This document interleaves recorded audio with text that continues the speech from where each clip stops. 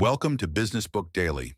Today's book is Exactly What to Say by Phil M. Jones, a sales trainer, speaker, and author known for teaching practical language that helps people communicate with greater clarity and influence. Before we get into it, a word from our sponsor. Want to sell more without adding fixed payroll?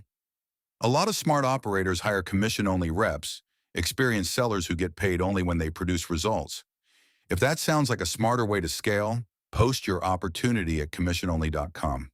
Thousands of motivated reps are actively looking for performance-based roles right now. commissiononly.com. The main idea in Exactly What to Say is that small changes in wording can produce large changes in how people respond. Sales conversations often fail because sellers improvise during the moments that matter most. They explain too much, become defensive when objections appear, or ask questions that make it easy for the customer to end the conversation. Jones offers short phrases that can lower resistance, create curiosity, reveal the real concern, and make the next step easier to understand.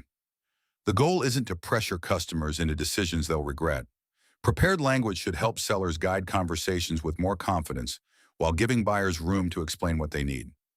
One useful approach is to lower resistance before presenting an idea. A phrase such as, "I'm not sure if it's for you, but," gives the listener permission to consider the offer without feeling trapped. That small sense of freedom can make someone more willing to listen. Instead of preparing to defend against a sales pitch, the buyer can evaluate whether the idea is relevant. Another important lesson is to ask questions before answering objections. When a customer says, "It's too expensive," the seller may immediately defend the price or offer a discount. But price may not be the real concern. The buyer may not understand the value. They may not trust the expected result. They may lack authority to approve the purchase. They may simply feel uncertain about making a decision. A question such as, "What makes you say that?" encourages the customer to explain what's actually stopping them. That gives the salesperson useful information instead of forcing them to guess. The same principle applies when someone says they need to think about it.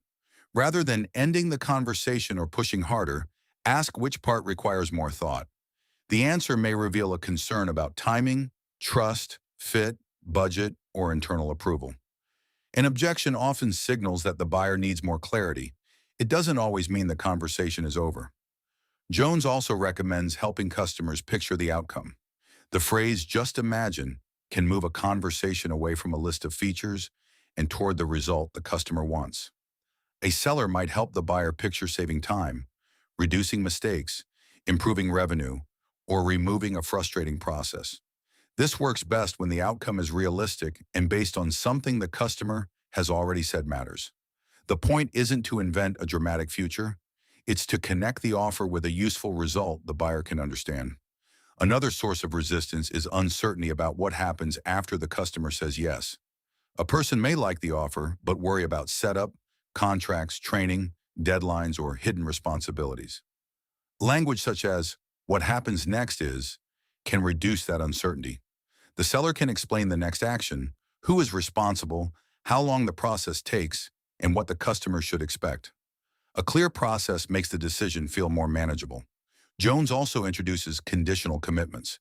The phrase, "if I can, will you," connects the seller's action with a defined next step from the customer. For example, if the seller can solve the concern about delivery time, will the buyer be ready to proceed? This helps confirm whether the stated objection is genuine. It also prevents the conversation from becoming an endless series of concerns with no decision. So how can you apply these ideas? Start by identifying where your sales conversations usually stall.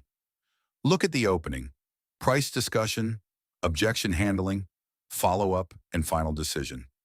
Write down the language your team currently uses in those moments.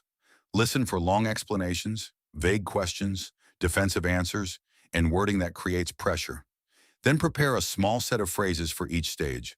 Don't force employees to repeat a rigid script. Give them language they can adapt while keeping the conversation natural.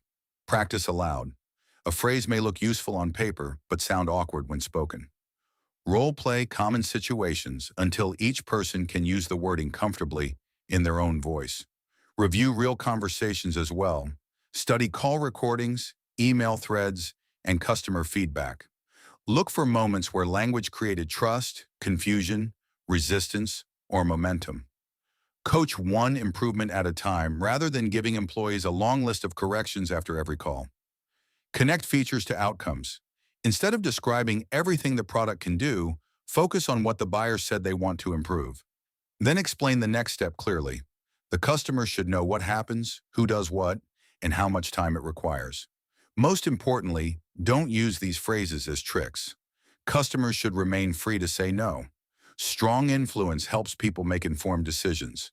Manipulation hides information, creates false pressure, or pushes someone toward an offer that doesn't fit.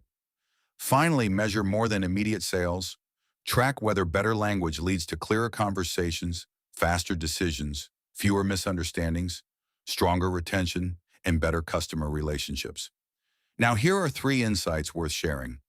First, sales conversations rarely fail because the seller lacks more information. They often fail because the right idea arrives in language that creates resistance instead of clarity. Second, an objection often signals useful information, not the end of the sale.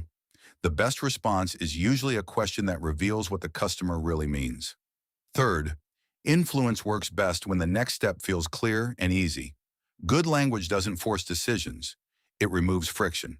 Today's closing sponsor is MemoirGhostwriting.com. Many of the best business books start as ideas leaders have been refining for years. MemoirGhostwriting.com works with founders, executives, and industry experts to turn those ideas into polished business books that build authority, attract leads, and open doors. They handle everything from interviews to writing to editing to publishing. If there's a book in your head that should already be helping your business, learn more at MemoirGhostwriting.com. That's it for today. See you next time.